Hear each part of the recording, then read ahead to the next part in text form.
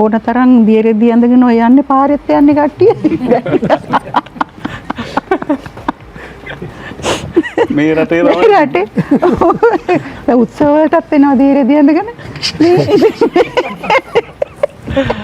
හන්දිපත් ආශ්‍රිතව වේදනාව වැඩි විශේෂයෙන්ම වැඩිහිටි සහ මහලුවියේ ඉන්න පුද්ගලයන්ට මේක පාවිච්චි කරන්න පුළුවන්. ඉතින් ඔබත් අදම මේ නිෂ්පාදනය පාවිච්චි කරන්න. අපේ නංගි මට ඊයේත් කතා කරලා අඬ ගැහුවා ඇමරිකාවලට එන්න කියලා.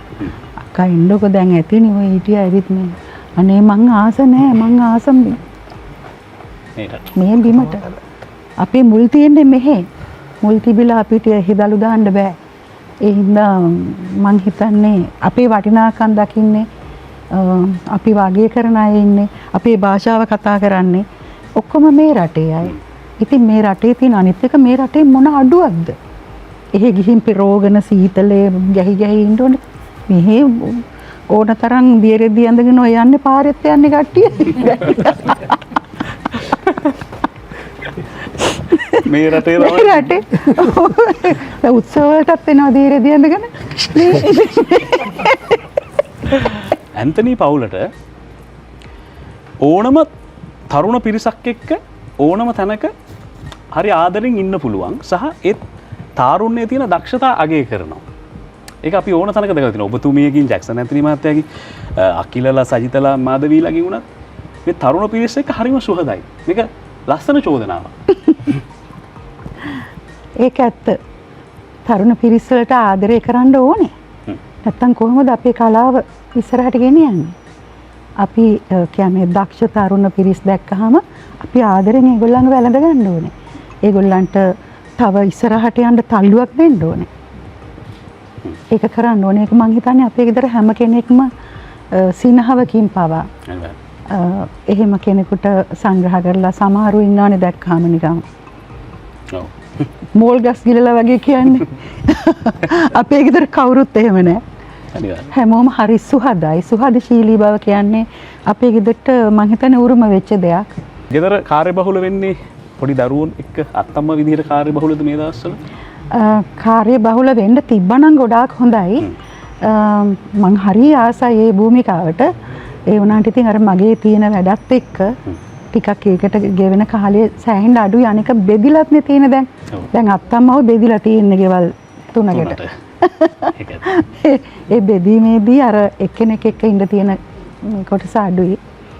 ඒත් අද මම එළියට එනකොටත් අකිලගේ පොඩි එකා මගේ පස්සෙන් අත්තා එතාම අත්තම්ම කියන්න බෑ. අත්තා විතරයි. අත්තා කියලා දුවගෙන ආව පස්සෙන්.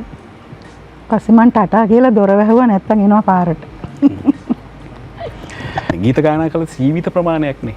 දැන් ඔබටත් තිබුණ අවස්ථා එක්ක බැලුවම ඕනනම් කැසට් පීස් 50ක් 60ක් කරන්න පුළුවන්කමක් තිබුණා. අපි හිතමු ඒකට යන මූලික පැත්ත පැත්තකින් තියමුකෝ. නමුත් අවස්ථා. හැබැයි සීමිත ගීත ප්‍රමාණයක් විතරයි ගයන්නේ. මම හුඟක් ওই පැරණි ගීතවලට පෙම්බැඳි කෙනෙක්. ඇත්තටම ඒ පැරණි ගායක ගායිකාවෝ කොයිතරම් දක්ෂද කියන්නේ දැන් වගේ තාක්ෂණයක් තිබුණේ නැහැ. එක්වරම සංගීතයද හඬද මේ ඒ ඔක්කොම එකවර එක මයික් එකකින් අරගෙන තමයි මේ පටිගත කරලා තියෙන. ඒ වුණාට මොන තරම් නිවැරදි ගායනාද.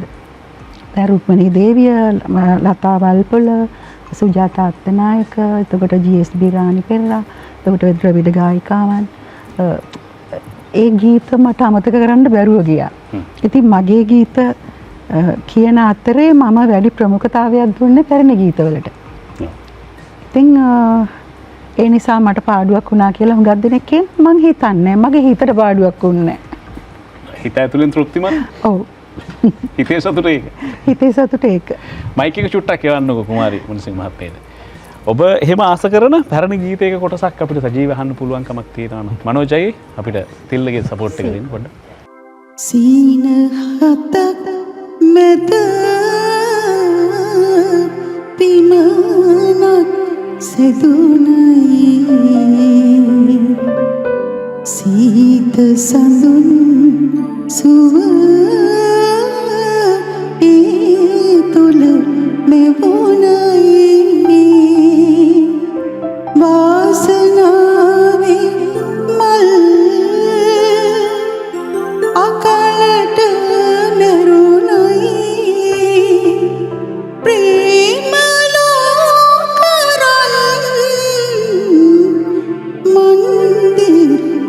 කෙඩුනයි